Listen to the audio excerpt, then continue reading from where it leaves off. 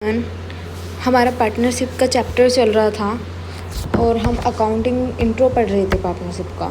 उसमें हमारा आज टॉपिक चलेगा राइट ऑफ पार्टनरशिप। इसमें बताएंगे मतलब जो पार्टनर्स को राइट होते हैं, क्या क्या राइट्स होते हैं। तो हमारा जो फर्स्ट राइट है वो है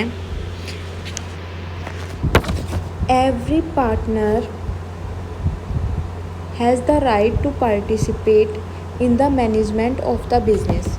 नॉर्मल है, कोई भी है, जब वो पार्टनर है तो वो उसका मैनेज करने का जो सिस्टम है, जो प्रोसेस है, उसमें पार्टिसिपेट करेगा, उसके डिसीज़न लेगा।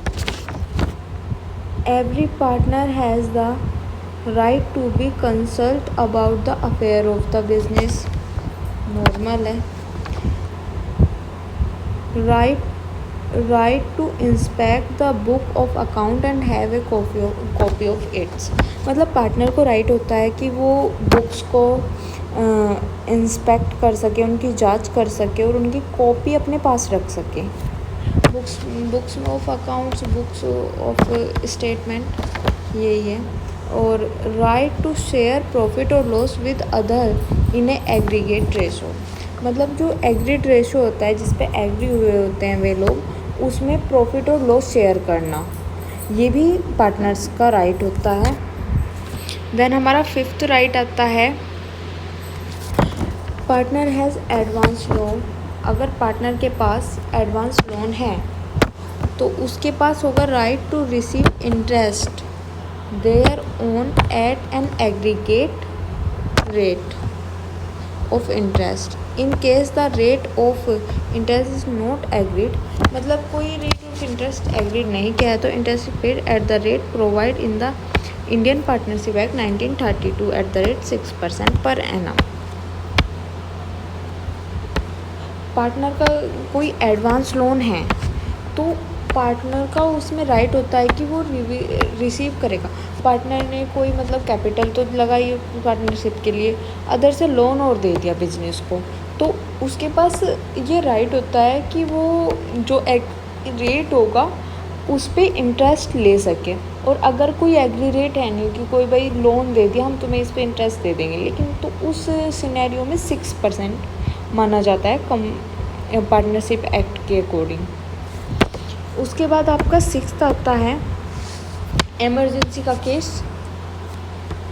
इन केस ऑफ एमरजेंसी पार्टनर के पास राइट होता है to act according his best judgement and be indemnify for the expenses incurred by him.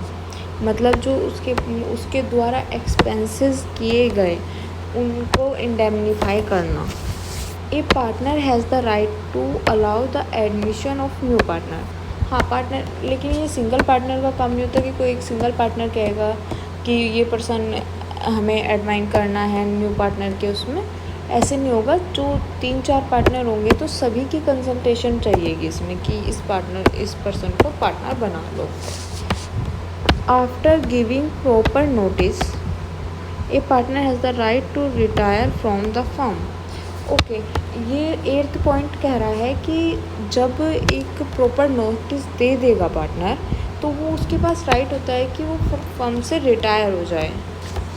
If a partner incur expenses on the business or he pay amount on behalf of firm that partner get indemnify for the payment made by him from the firm. ये भी एक case होता है कि जब partner ने firm के behalf पे खर्चे कर दिए, क्योंकि करने तो फर्म के थे, लेकिन पार्टनर उसमें एंगेज ना, उससे अपनी जेब से खर्च कर दिया, अपने प्रॉफिट में से खर्च कर दिया, तो उस सिनेरियो में भी उसका इंडेमनीफाई किया जाता है फर्म के द्वारा उस पार्टनर को।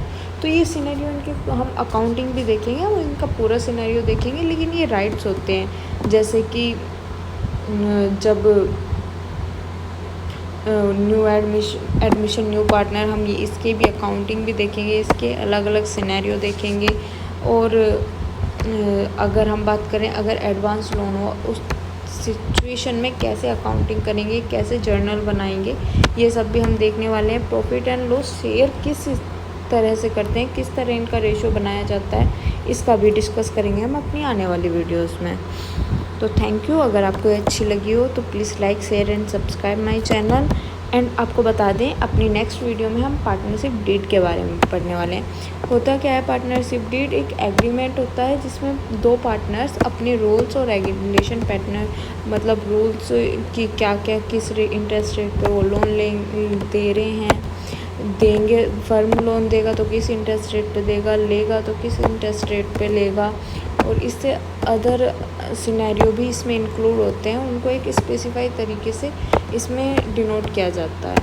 तो इस डॉक्यूमेंट को कहते हैं पार्टनरशिप डीड।